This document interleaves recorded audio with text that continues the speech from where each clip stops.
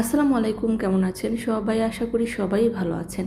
যে যেখান থেকে এই ভিডিওটি দেখছেন সবাইকে শুভেচ্ছা জানাচ্ছি। আজকের ভিডিওতে জানিয়ে দিব কুয়েতের সর্বশেষ খবর। প্রথমেই জানিয়ে দিচ্ছি 1 জুন 2026 হতে কার্যকর হওয়া নতুন কিছু নিয়মের আপডেট।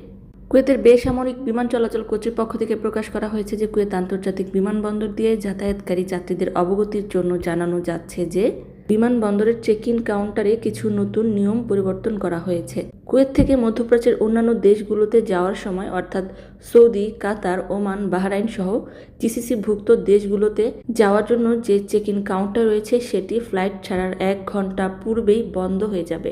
এছাড়া অন্যান্য গন্তব্যে কুয়েত থেকে যাওয়ার চেক ইন কাউন্টার 1.5 ঘন্টা পূর্বেই বন্ধ হয়ে যাবে। এই নিয়মটি 1 জুন 2026 থেকে কার্যকর করা হবে। তাই যাত্রীদের জন্য উচিত হলো ফ্লাইট ছাড়ার কমপক্ষে 3 থেকে 3.5 ঘন্টা পূর্বেই এয়ারপোর্ট ইমিগ্রেশনে উপস্থিত হওয়া। এছাড়াও ফ্লাইট সংক্রান্ত কুয়েত এয়ারওয়েজ থেকে প্রকাশ করা হয়েছে যে সকল যাত্রীরা কুয়েত এয়ারওয়েজে টিকিট কেটেছেন, ফ্লাইট সংক্রান্ত অথবা টিকিট সংক্রান্ত যে কোনো ধরনের তথ্য পেতে নিজস্ব এজেন্টের মাধ্যমে যোগাযোগ করে নিতে হবে। অনুগ্রহ করে মনে রাখবেন যে ট্রাভেল এজেন্টের মাধ্যমে ইস্যু করা যে কোনো টিকিট সরাসরি ট্রাভেল এজেন্সির সাথেই যোগাযোগ করে নিতে হবে। জানিয়ে দিচ্ছি আরও একটি নতুন নিয়মের আপডেট। কুয়েত সরকার থেকে ঘোষণা করা হয়েছে যে সকাল 11টা থেকে বিকেল 4টা পর্যন্ত ডেলিভারি বাইক সম্পূর্ণ নিষিদ্ধ ঘোষণা করা হয়েছে।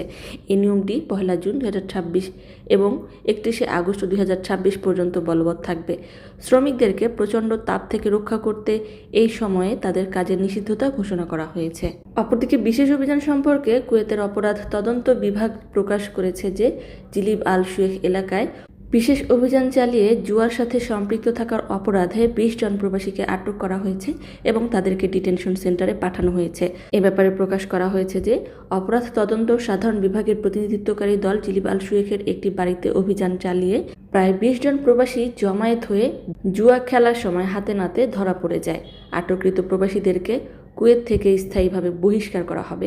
তাদের শাস্তির ব্যাপারে আরও বলা হয়েছে যে ওই সকল প্রবাসীদেরকে শুধুমাত্র কুয়েত নয় বরঞ্চ মধ্যপ্রাচ্যের জিসিসির তালিকাভুক্ত যে সকল দেশ রয়েছে সকল দেশ থেকে কালো তালিকাভুক্ত করা হয়েছে, তাদেরকে স্থায়ীভাবে প্রবেশ নিষিদ্ধ ঘোষণা করা হবে। এ ব্যাপারে হুঁশিয়ারি দিয়ে স্বরাষ্ট্র মন্ত্রণালয়ের কর্মকর্তারা প্রকাশ করেছেন যে অবৈধ কার্যকলাপ পর্যবেক্ষণ করছেন। এ ধরনের কর্মকাণ্ডের বিরুদ্ধে সরকার কঠোর ব্যবস্থা গ্রহণে প্রতিশ্রুতিবদ্ধ রয়েছেন। আরও একটি অভিযানের ব্যাপারে স্বরাষ্ট্র মন্ত্রণালয় প্রকাশ করেছে যে খাদ্য ও পুষ্টি কর্তৃপক্ষের সহযোগিতায় সালাহিয়া এলাকা থেকে খাদ্যপণ্য প্রস্তুত ও সংরক্ষণের জন্য একটি লাইসেন্সবিহীন গুদাম জব্দ করা হয়েছে।